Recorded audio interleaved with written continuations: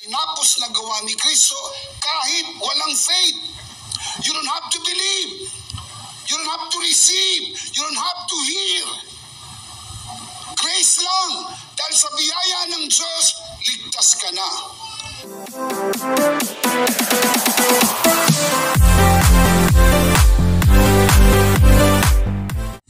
Atin pong ipagpatuloy yung ating binibigyang reaksyon dito po sa video ni Bishop Emmy. Sa oras na ito mga kaibigan at mga kapatid, tayo po yung mag-aral tungkol po sa pananampalataya. Hindi po lingid sa atin mga kaibigan na marami pang mga tao na hindi pa po nakakaunawa tungkol po sa salitang pananampalataya. Na ang pagkaunawa po ng mga karamihan kapag sila po ay pumunta sa simbahan, pumunta sa mga kapilya, makinig sa salita ng Diyos, ay sapat na sa kanila at kapag sinabi po yung pastor na sumampalataya po kayo ay ibig sabihin nung sumampalataya sila ay sila na po ay maligtas. Mga kaibigan, sa mga iglesia ngayon, hindi po nila sinasabi ng maliwanag kung paano po talaga yung eksaktong sumampalataya sa Diyos para tayo ay maligtas. Mayroon po akong ipakitang video, bibigyan po natin ng reaksyon itong turo ni Bishop Emmy na kung saan ituturo niya yung tungkol po sa pananampalataya.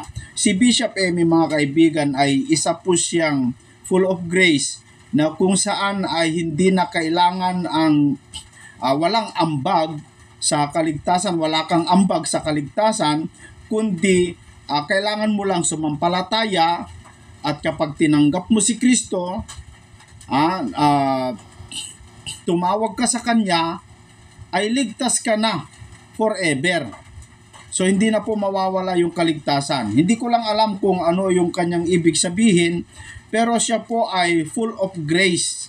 Pero alam niyo mga kapatid, meron din siyang tinututulan na aral ng ibang mga mangangaral. At isa yung ating pananampalataya o ating pinapaniwalaan na kanyang tinutuligsa o kanyang pinamamalian. Para mas maliwanag po sa atin, bago po tayo magpatuloy kung ano po ang ibig sabihin ng pananampalataya, pakinggan natin muna yung kanyang video para magkaroon po tayo ng comparison. Kasi sa Biblia po, sinabi po doon sa Ecclesiastes na kunin mo yung isa at yung isa, tapos pagkumparahin mo para makita mo ang katotohanan. So narito po yung video ni Bishop Emmy, pakinggan po natin. Listen up, my dear brothers and sisters. Kanina, binasa natin yung Romans 1:16. The power of God unto salvation is the gospel. Dito naman sa 1 Corinthians 1:18, the power of God is the message of the cross. What does it mean? It means it is the message of the cross and the gospel of grace. The gospel of grace and the message of the cross is the power of God unto salvation. Kaya pakitandaan ng maigi. The worst spiritual disease is the distortion of the gospel. Kapag nadidistort ang gospel, the gospel of grace, yan po'y palatandaan na malapit na ang second coming, because the worst spiritual deceit is the distortion of the gospel. Now look up here, look at the screen. Makikita po natin dito ang paliwanag. Meron tinatawag pong different gospel, may tinatawag pong perverted gospel, meron tinatawag pong true gospel. As you can notice, my dear brothers and sisters, under different gospel, walang grace. Puro works. Kaya ang kanilang pagtuturo, hindi kailangan ng grasya. Kailangan ikaw ay magsikap. sariling gawa. Ang iba naman ang sabi, hindi kailangan ng grasya, manampalataya ka lang. Yung iba naman, hindi kailangan ng grasya, ikaw ay magtrabaho, magpakabait ka, huwag kang gumawa ng masama, huwag kang maglagay ng insertion sa budget. Huwag kang maging masamang tao, mabuting tao ka lang, mabuting asawa, mabuting magulang, mabuting anak, mabuting negosyante. Kailangan mabuti ka lang, sapagat yun ang paniwala, by works, by works, by works, walang grace. Yung iba naman, mga kapatid, ay walang faith, puro grace naman. Yan yung teaching ng inclusionism. Hindi mo na kailangan maniwala dahil may grasya, lahat ay ligtas na. Kaya inclusion, ibig sabihin included ka na. Whether you like it or not, kahit ayaw mo, maligtas ka. Hindi mo kailangan maniwala, hindi mo kailangan tumanggap. Dahil doon sa tinapos na gawa ni Kristo, listen up, ito po ay very, very deceiving. Kasi babanggitin din ang finished work. Dahil sa tinapos na gawa ni Kristo, kahit walang faith, you don't have to believe, you don't have to receive, you don't have to hear. Grace lang. Dahil sa biyaya ng Diyos, ligtas ka na. Mali po yun. Kailangan pong manampalataya. Dahil ano sabi ng Ephesians chapter 2 verse 8, for by grace you have been saved through faith. Ang faith po ay kasama sa equation ng salvation. Ang faith na yan ay hindi sa atin, pero kailangan ng faith. Ang faith na yan ay dumating sa atin sa pamamagitan ng pakikinig natin ng mensahe ng biyaya. Dinapuan tayo ng faith. Yung faith galing kay God, yung grace galing kay God, lahat yan ay galing kay God upang walang sino mang magmapuri o magyabang o magtaas ng kanyang sarili sa harapan ng Panginoon. Tandaan, yung una, no grace. Yung pangalawa, no faith. Yan yung inclusionism, yan din po yung universalism. Anong pagkakaiba ng inclusionism sa universalism? Bukod sa spelling. Ang inclusionism, lahat ligtas na. Ang universalism, lahat maliligtas, walang hindi. Dito po sa universalism, yung pinaka-extreme, pati si Satanas maliligtas.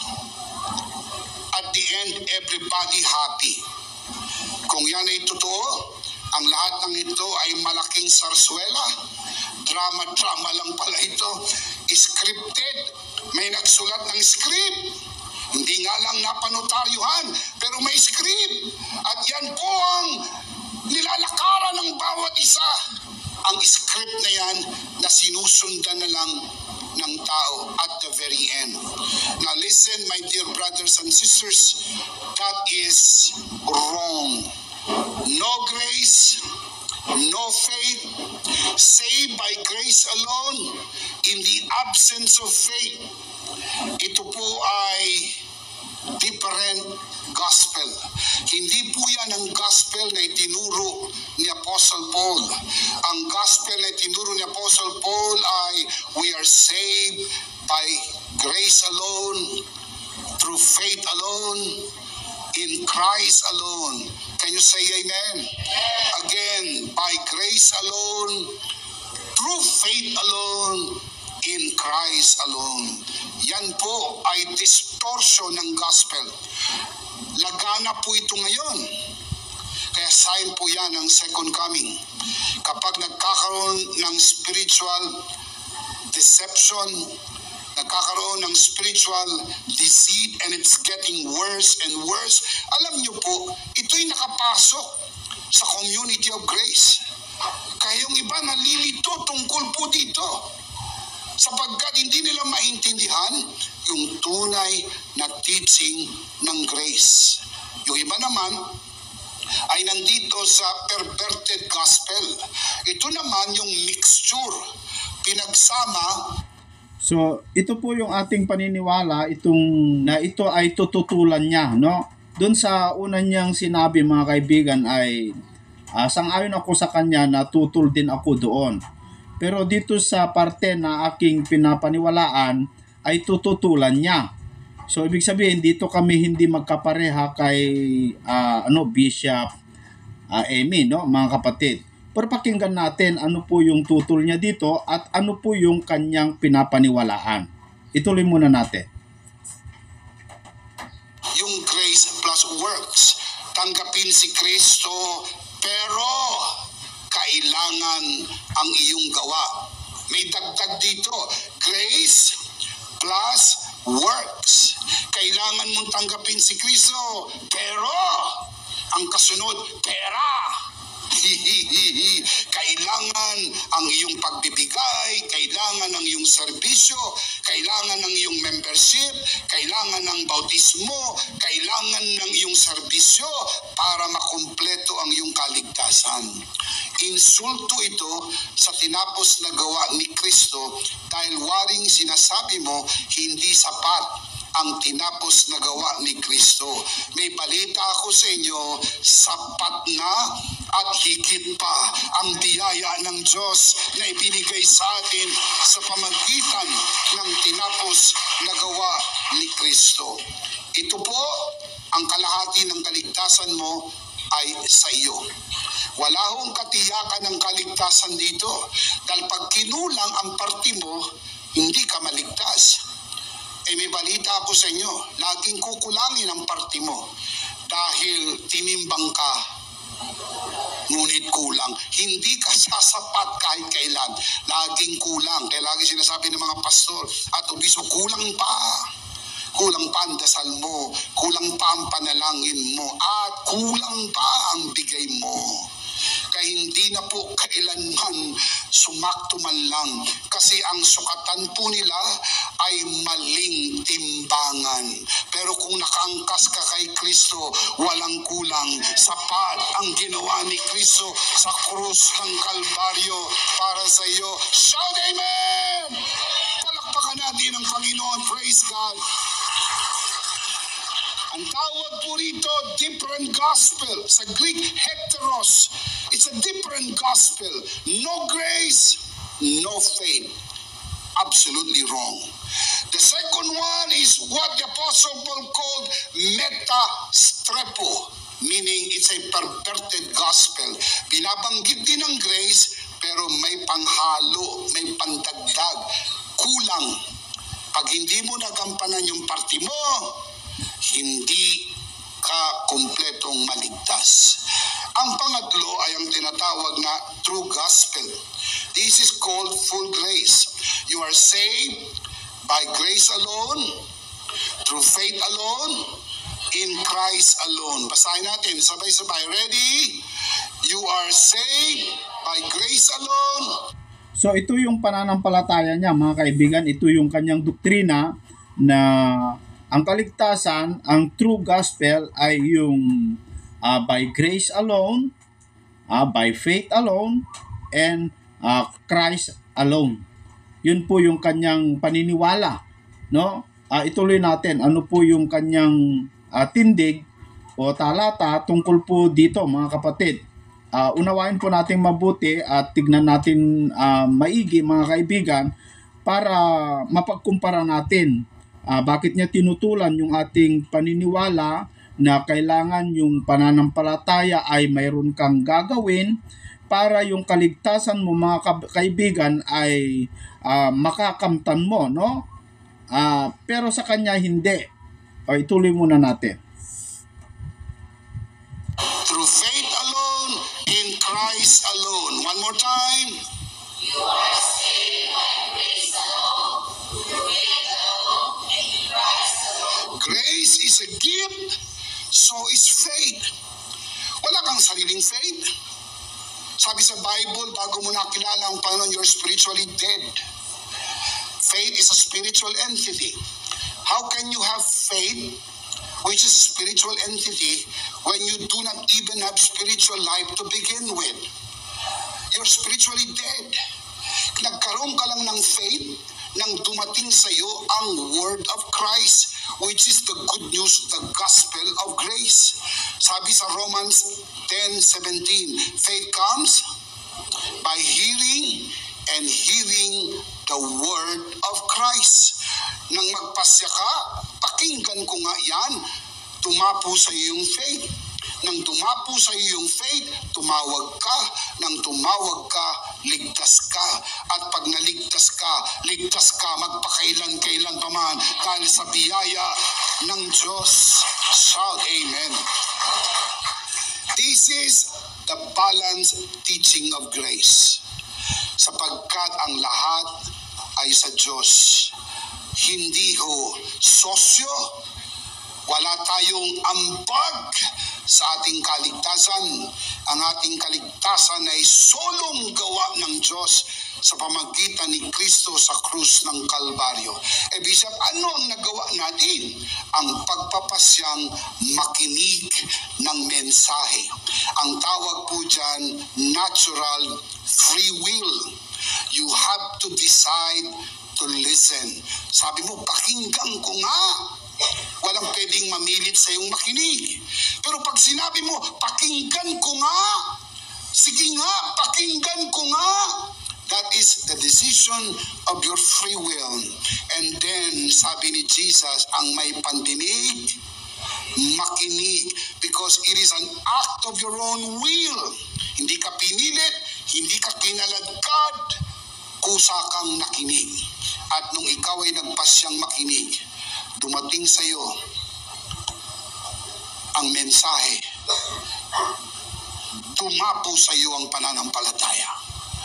Tumawag ka, Romans 10:13, at sa iyong pagtawag, garantisado, ang sino mang tumawag sa pangalan ng Panginoon ay maliligtas. Ligtas ka dahil ikaw ay tumawag.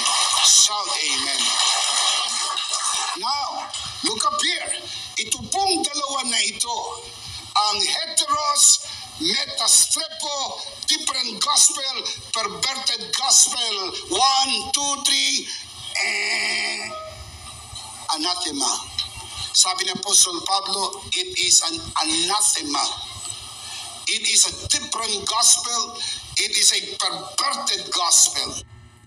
Ayan, mga kaibigan, so para sa kanya, yung dalawa na binigyan niya ng X ay mali po yon, at ang tama yung kanyang paniniwala na by grace alone, by faith alone, and in Christ alone. So yun po yung kaligtasan. Sa kanyang tinalakay, mga kaibigan, ay meron siyang 4 na paniniwala ang kanyang inilantad, ano? yung una na may X, mga kapatid, at saka yung ating paniniwala, no? At saka yung kanyang paniniwala. Hindi ako sang-ayon doon sa sinabi niya na isa. Katulad ko rin siya na tutol din ako doon sa grace lamang, walang grace, at yung isa naman ay by work, no? Pero sa atin, mga kapatid, yung kaligtasan po, tama na biyaya po ng Diyos, no? Biyaya po yun ng Diyos. Sa kanya, ang isa sa napansin ko kay Bishop Emmy, mga kaibigan, ay sa kanya hindi na po kailangan kahit yung bautismo. Yung ginagawa natin na bumabautismo tayo, para kay Bishop Emmy ay hindi na kailangan ang pagpabautismo. Dahil ginawa na po ni Kristo, si Kristo na po ang nagpabautismo, si Kristo na po ang napako, so wala ka nang gagawin, wala kang ambag sa kaligtasan. Kailangan mo lang ay sumampalataya, tumawag sa Panginoon, manalangin ka, and then mag-confess ka sa Diyos, and then ayun, ligtas ka na at forever na yon. Hindi ka na po, hindi na mawawala yung kaligtasan mo. Yung salitang hindi na mawawala yung kaligtasan, Ako naman po mga kapatid ay naniniwala din ako na hindi po mawawala yung kaligtasan sa atin kung tayo'y mananatili sa biyaya ng Diyos. Ewan ko lang kay Bishop M, hindi niya kasi pinaliwanag, mga kaibigan, dito sa video na ito, hindi niya ipinaliwanag yung kanyang paniniwala tungkol po sa by grace alone, by faith alone, and Christ alone. Hindi niya ito diniscuss ng maliwanag, mga kaibigan, at wala akong nakuhang kanyang talata maliban doon sa Efeso 2:8, mga kababayan, na wala na tayong pwedeng gagawin.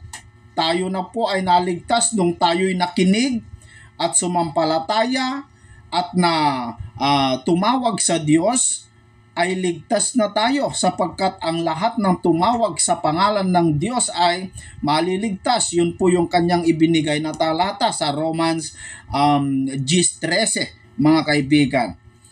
Alam nyo mga kapatid, tayo kasi naniniwala din tayo dito sa Efeso 2:8 na yung kaligtasan bigay po ng Diyos, galing sa Diyos. Wala ka talagang magagawa tungkol sa iyong kaligtasan.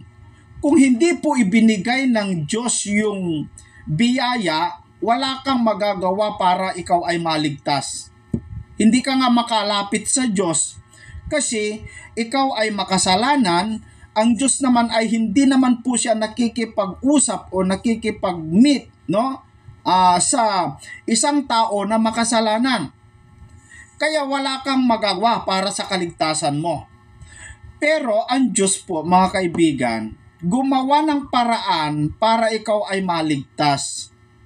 Ang ginawa ngayon ng Diyos ay nagbigay siya ng biyaya. Sa Efeso 2:8, ganito po ang sinasabi ni Apostol Pablo. Ito aking pananampalataya, mga kaibigan. Wala na ako doon sa pananampalataya ni Bishop Emmy. Bahala na po kayo kung paniwalaan nyo yung ganong klaseng paniniwala na tanggapin mo lang si Kristo and then ewan ko kasi kung ano yung ibig niyang sabihin tungkol po sa by faith alone, grace alone, and Christ alone, no? Kasi kinontra niya naman yung isa na tungkol po sa pananampalataya lamang ay maliligtas na. Hindi naman niya pinaliwanag dito, no, mga kaibigan. Kaya yung aking paniniwala na lamang po ang gusto kong i-share sa inyo. Unang-una, mga kapatid, dito sa Efeso 2:8, sabi po ni Apostol Pablo, tungkol po ito sa kaligtasan. Sapagkat sa biyaya kayo'y nangaligtas, sabi ni Pablo, sa pamamagitan ng pananampalataya. At ito'y hindi sa inyong sarili, ito'y kaloob ng Diyos. Hindi sa pamamagitan ng mga gawa upang ang sino man ay huwag magmapuri. Maliwanag yung sinabi ni Apostol Pablo na yung kaligtasan, biyaya ng Diyos, galing sa Diyos. Biyaya. Yung kaligtasan, biyaya. At sa pamamagitan ng pananampalataya, ikaw ay maliligtas. Sa makatuwid, ang isa sa gagawin mo ay makinig ka doon sa kay Kristo, and then sumampalataya ka upang ikaw ay maligtas. Ibig sabihin, mga kaibigan, yung biyaya may nakapaloob doon sa loob nun. Ang ibig kong sabihin, mayroon pong turo, mayroon pong aral na ipinapagawa yung biyaya. Mga kaibigan, Yung sinabi ni Bishop Emmy at yung mga iba pang mga nangangaral katulad ng aral ni Bishop Emmy ay sumampalataya ka lang, wala ka nang dapat iambag. Hindi ka nga, kahit hindi ka pumunta sa church, kahit hindi ka pumunta sa magpabautismo, okay na, wala ka nang dapat gawin. Basta ang gawin mo lang, sa bunganga mo, tanggapin mo si Kristo, manalangin ka, magpakabait ka, ganun lang. At hindi na mawawala yung kaligtasan. Pero alam nyo po ba mga kaibigan, sa Biblia, may tinutukoy na biyaya ng Diyos. Yung biyaya kasi gift po yun regalo. No? Nung tanggapin mo yung regalo, hindi ibig sabihin tinanggap mo at hindi mo nabuksan. At hindi mo natignan kung ano yung nakapaloob doon sa regalo na yon o yung biyaya. Ito po yung isa sa pagkakamali po ng ibang mga mangangaral para makampante po yung mga miyembro at okay lang sa kanila, pumunta lang sa church, pumunta lang sa simbahan, ay pag namatay sila, ligtas na. Wala na silang dapat gagawin. Mga kapatid at mga kababayan, yung biyaya ng Diyos meron pong nakapaloob doon sa loob. Kaya nga kapag natanggap mo yung biyaya, kailangan mong sumampalataya. Ano ang sasampalatayanan mo? Di yung nakapaloob doon sa biyaya. Ano po ang sabi ng biyaya ng Diyos? Meron po kasing itinuturo itong biyaya ng Diyos na hindi po binanggit ni Bishop Emmy at yung mga ibang nangangaral katulad niya, siguro hindi nila binabanggit ito, na yung biyaya na ibinigay ng Diyos, mayroon pong itinuturo na dapat mong gawin na sampalatayanan mo. Kaya nga, para magkaroon ka ng pananampalataya, ay sa pamamagitan ng pakikinig, Roma 10:17. At sa pakikinig sa pamamagitan ng salita ni Kristo. Sa makatuwid, itong biyaya, pakinggan natin. Tito, dito po sa Tito Kapitulo 2, sa versikulo 11, ganito po ang sinasabi ni Apostol Pablo. Sapagkat, pakinggan po ninyong maigi, mayroon pong ipinag-uutos itong biyaya. Sapagkat napakita ang biyaya ng Diyos. Napakita daw. Ito po kasi yung ginamit ng Diyos para ang tao ay maligtas dahil wala kang magawa para maligtas ka. Ang Diyos po ang gumawa ng yung kaligtasan, kaya ang ginawa niya, nagbigay siya ng biyaya. Ngayon, yung biyaya na kanyang ibinigay na dapat mong sampalatayanan, meron nakapaloob doon. Ano yung nakapaloob? Sapagkat napakita ang biyaya ng Diyos na may dalang kaligtasan sa lahat ng mga tao. Yung biyaya daw ng Diyos na napakita sa atin, may dala-dalang kaligtasan, may nakapaloob doon sa loob ng biyaya. Ano po yun? Kaligtasan, mga kaibigan. Mayroon pong dala-dalang kaligtasan yung biyaya. 12. Na nagtuturo sa atin. Yung biyaya po pala na napakita sa atin, nagtuturo yun sa atin. Para saan? Upang pagtanggi natin sa kalikuan at sa mga kahalayan ng sanglibutan ay marapat mabuhay tayong may pagpipigil at matuwid at banal na panahon kasalukuyan ng sanglibutan. Yung biyaya po mga kaibigan, ulitin ko, diretso kong basahin para maunawaan po natin maigi. Sapagkat napakita ang biyaya ng Diyos na may dalang kaligtasan sa lahat ng mga tao na nagtuturo sa atin upang pagtanggi natin sa kalikuan at sa mga kahalayan ng sanglibutan ay marapat mabuhay tayong may pagpipigil at matuwid at banal sa panahong kasalukuyan ng sanglibutang ito. Napakalinaw po mga kaibigan na yung biyaya na ibinigay ng Diyos mayroong pong itinuturo na dapat mong sampalatayanan at paniwalaan, na ang ibig sabihin ng pagsampalataya ay pagtanggap o pagsunod doon sa ituturo ng biyaya sa atin. Para yung turo kasi ng biyaya, yun po kasi yung kaligtasan eh. Yung turo, yung ituturo ng biyaya, yun po yung kaligtasan. Yun yung dala-dala niyang kaligtasan. Meron siyang itinuturo para makaiwas tayo sa pagtanggi sa kalikuan, makaiwas tayo sa kahalayan. So dito pa lang mga kapatid, nakikita na natin, mayroon po tayong gagawin para yung kaligtasan manatili sa atin.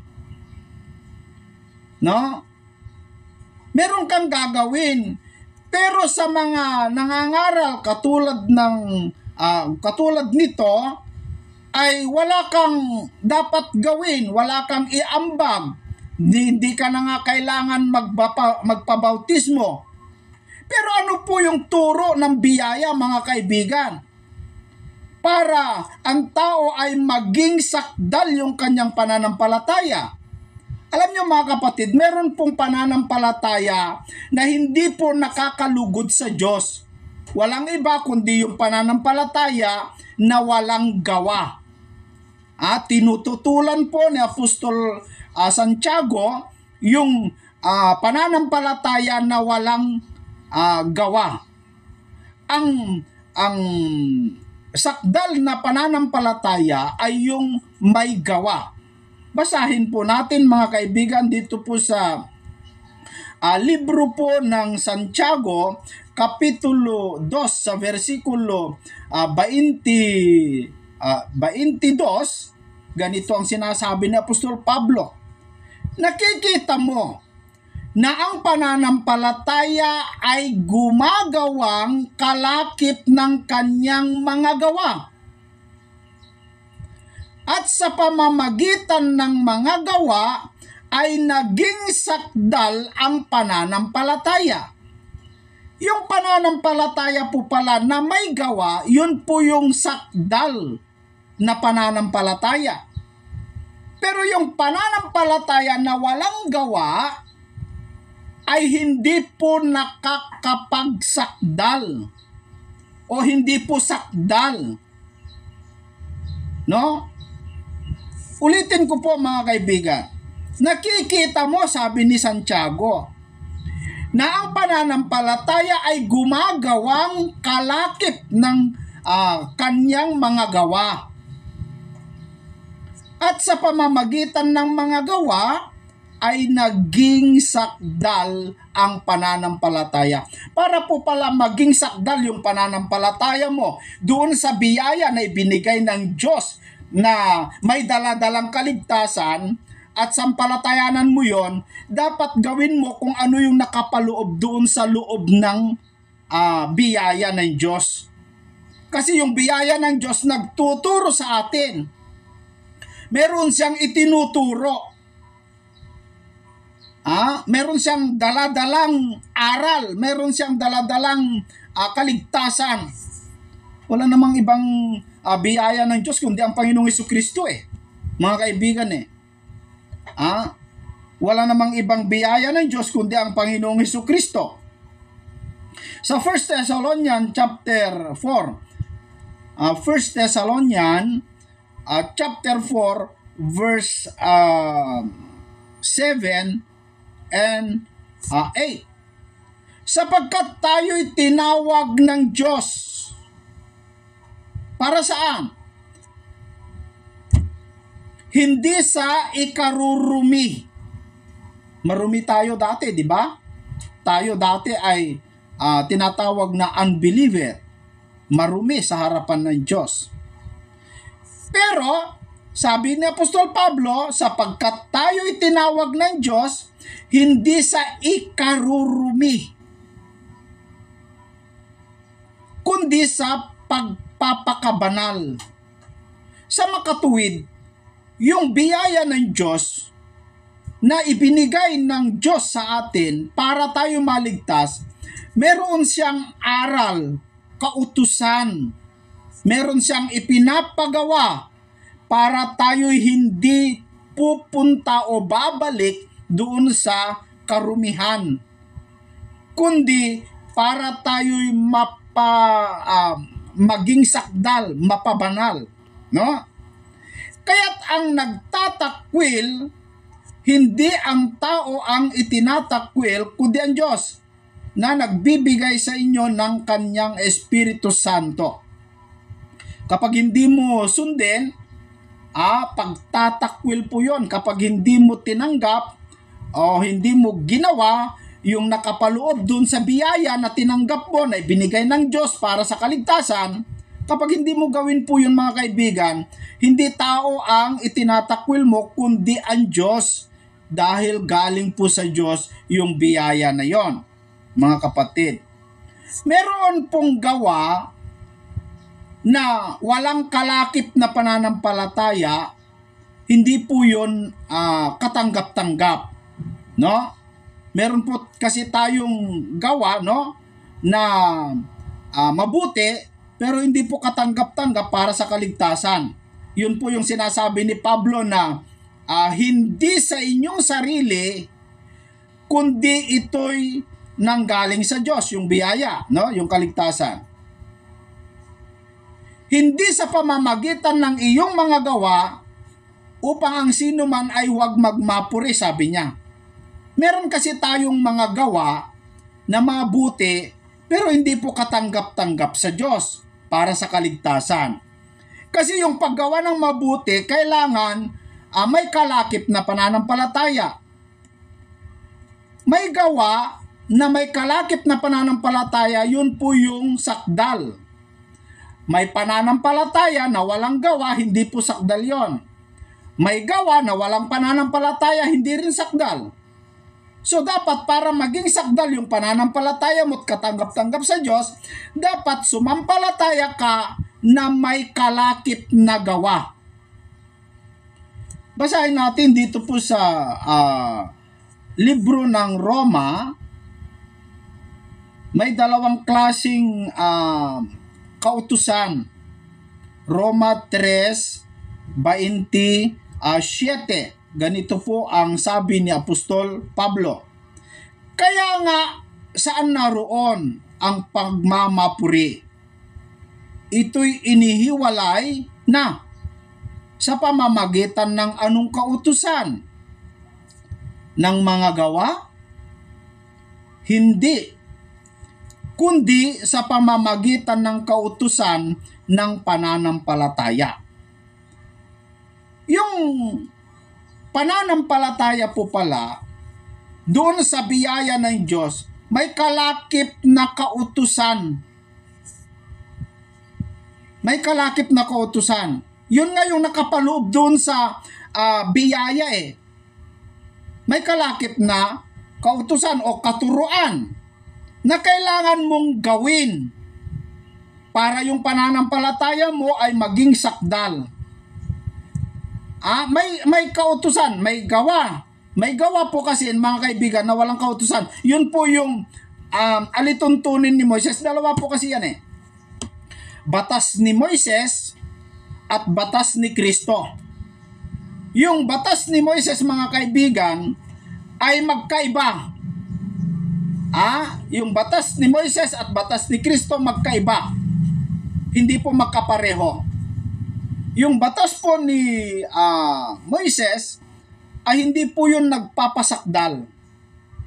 Hindi ka magiging sakdal doon. Kasi pag sununod mo yung batas ni Moises, mga kaibigan, kahit wala kang pananampalataya, okay lang yun eh. Hindi ka na magkakasala sa kautusan ni Moises. Kahit labag sa puso mo, kahit gawin mo yon na may hindi bukal sa puso mo, okay lang yon. Basta masunod mo lang yung batas. Minsan, ginagawa ng mga Israelita yung batas ni Moises na hindi sang-ayon sa kanilang puso. Kasi takot sila na mamatay. Dahil ang paglabag po sa kautusan ni Moises ay mamamatay, papatayin, babatuhin hanggang mamatay, mga kaibigan. Ganun po yung batas ni Moises. Kaya yung mga tao, ginagawa nila hindi dahil sumasampalataya sila o dahil gusto nila, kundi ginagawa nila yon dahil takot sila, baka sila'y patayin. Pero yung batas po ni Kristo, yung pananampalataya, batas ng pananampalataya, ginagawa mo yon hindi dahil takot ka, hindi dahil napilit ka, kundi ginagawa mo dahil sumasampalataya ka na yun ay para sa iyong kaligtasan. So magkaiba po. Yung batas ni Moises, sa pilitan po yon. Kahit po ayaw mo, kailangan mong sumunod para hindi ka patayin. Yung batas ni Kristo, yung pananampalataya, ginagawa mo yon dahil sumasampalataya ka, may nakakakita o wala, ginagawa mo dahil yun ang itinuturo ng biyaya, mga kapatid. No? Kaya nga yung binata, kung matatandaan po ninyo, basahin natin yung istorya ng binata, yung mayaman na binata dito po sa Mateo 19 sa versikulo 16, umpisahan po natin ito. Dito yung istorya, mga kaibigan. At narito, lumapit sa kanya ang isa at nagsabi, "Guro, ano ang mabuting bagay na gagawin ko upang ako'y magkaroon ng buhay na walang hanggan?" Yun ang tanong niya, itong mayaman na binata. So, nag-i-interest siya na magkakaroon ng buhay na walang hanggan. Kaya tinanong niya kay Kristo, ano yung mabuting bagay na gagawin ko? Sinabi ni Kristo, at sinabi niya sa kanya, bakit mo tinatanong sa akin ang tungkol sa mabuti? May isa na siyang mabuti. Datapwat kung ibig mong pumasok sa buhay, ingatan mo ang mga utos. Yun ang sabi ni Kristo. Ingatan mo yung mga utos. Sabi ng binata, sabi niya sa kanya, alin-alin? At sinabi ni Jesus, huwag kang papatay. Huwag kang mangangalunya. Huwag kang magnanakaw. Huwag kang magsaksi sa di katotohanan. Igalang mo ang iyong ama at ang iyong ina. At ibigin mo ang iyong kapwa na gaya ng iyong sarili. Sinabi sa kanya ng binata, ang lahat ng mga bagay na ito ay ginanap ko. Ano pa ang kulang sa akin? Ginanap daw yung binata lahat ng mga kautusan ni Moises, yung 10 utos. Pero mga kaibigan at mga kapatid, hindi pa siya naging sakdal. Kaya ang sagot ni Kristo, sinabi sa kanya ni Jesus, kung ibig mong maging sakdal, sa makatuwid, yung sinusunod niyang mga kautusan, hindi pa siya naging sakdal. Kaya ang sagot ni Kristo, kung ibig mong maging sakdal, humayo ka at ipagbili mo ang tinatangkilik mo at ibigay mo sa mga dukha at magkaroon ka ng kayamanan sa langit at pumarito ka, sumunod ka sa akin. Dito mga kaibigan, yung pagkasakdal para maging sakdal po tayo sa harapan ng Diyos, na kay Kristo po, wala kay Moises. Ibig sabihin, doon sa alituntunan ni Moises, hindi ka mapapasakdal doon. Pero sa batas Kristiyano, sa batas ng pananampalataya, ay magiging sakdal ka. So sana po ay napagkumpara natin, nakita natin yung gusto ko pong ipunto rito mga kaibigan, na ang pananampalataya meron pong kalakip na dapat meron pong kalakip na gawa. No? May kalakip na gawa. Mga kaibigan, dapat meron kang dapat gagawin. Kasi yung mga Israel nung araw, sila po mga kaibigan ay sumusunod, gumagawa doon sa mga kautusan ni Moises, ginagawa nila, pero dahil walang kalakip na pananampalataya, hindi po sila umabot doon sa tinatawag na promised land, no? Umpisahan ko po dito po sa verse 1, mga takot nga tayo, sabi ni Pablo, yamang may iniwang pangako ng pagpasok sa kaniyang kapahingaan. Baka sakaling sino man sa inyo ay maging tulad sa di nakaabot niyaon. Meron pong sinasabi na Apostol Pablo dito na hindi nakaabot sa kapahingaan ng Diyos. Yun po yung mga Israelita doon sa ilang mga kaibigan. Bakit hindi sila umabot doon sa kapahingaan ng Diyos o sa tinatawag na promised land? Dahil po walang kalakip na pananampalataya yung kanilang ginagawa. Dito sa verse 2, sapagkat tunay na tayo'y pinangaralan ng mabubuting balita. Gaya rin naman nila, ngunit hindi nila pinakinabangan ang salitang napakinggan dahil sa walang kalakip na pananampalataya ang nangakarinig.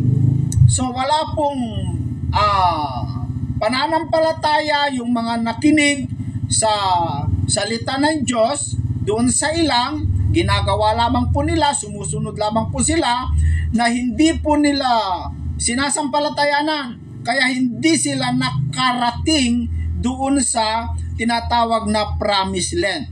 Pero ito yung sinasabi ni Pablo na mag-ingat po kayo. Tanging mayroon pang ibinigay ng Diyos na isang tsansa para tayo makapasok doon sa kapahingaan ng Diyos. At ang susi mga kaibigan, kailangan sumampalataya ka sa iyong napakinggan. Dapat meron kang pananampalataya, kalakip na ng gawa. Ulitin ko po mga kaibigan, sa kaligtasan, yung biyaya ng Diyos na ibinigay niya sa atin, na yung kaligtasan na yon ay nagtuturo sa atin upang gumawa ng mabuti. Mayroon pong gawa sa atin na dapat nating gawin. At hindi po sapat yung ating sariling gawa na walang kalakip na pananampalataya, sapagkat ang kailangan sumampalataya tayo na may kalakip na gawa. At ang isa pa sa sinabi ni Bishop Emmy, na hindi na daw kailangan ng gawa, kaya pati yung pagpabautismo ay hindi mo na daw dapat gagawin dahil si Kristo na daw ang gumawa. Ngayon, titignan natin. Alam nyo mga kaibigan, yung bautismo, isa sa requirement ng kaligtasan po yun.